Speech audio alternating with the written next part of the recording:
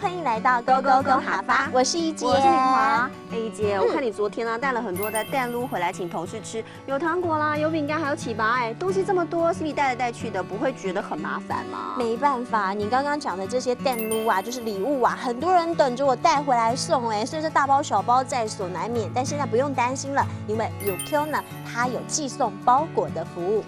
UQ 就是邮局了，那我也发现了很多伴手礼店呢都会跟 UQ 合作哦，最后呢都会有送信的给到店家去取包裹，对民众来说啊，这真的是非常的方便呢。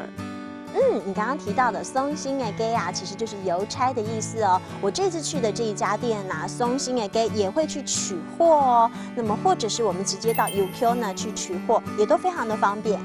真的，你说的没错。那今天我们要教大家呢，我要去邮局寄包裹，这句话怎么说呢？这句话应该要告诉大家的是，我去 UQ 寄包裹，我去 UQ 寄包裹。今天 Go Go Go 哈发就告诉你，有时候到外面去买东西的时候，怎么样善用邮局的寄送服务。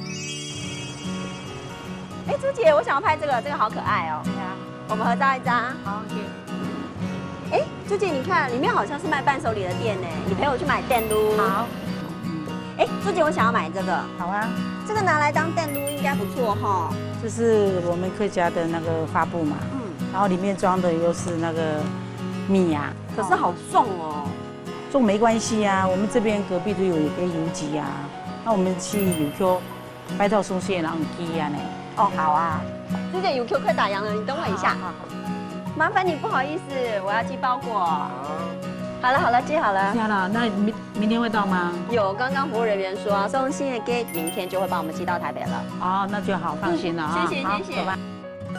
敏华，你送的那个礼物啊，真的非常的实用哦，而且非常的棒，谢谢喽。不客气，而且最棒的是呢，这么重的礼物有邮局帮忙寄送哦。对呀，所以今天赶快帮大家复习一下这些实用的客家话吧。首先就看看你收到了礼物，蛋撸，蛋撸就是礼物了。那邮局怎么说呢？邮局就叫做UQ 就是邮局了。那邮差怎么讲呢？邮差是松心的给，松心的给就是邮差了。那今天我们要教大家呢，我要去邮局寄包裹，这句话要怎么说呢？这句话应该要告诉大家的是，我去 UQ 寄包裹，我去 UQ 寄包裹。今天 Go Go Go 哈发就告诉你，邮局的这些寄送服务一定要善加利用哦。我们下次见，拜拜。下次见，拜拜。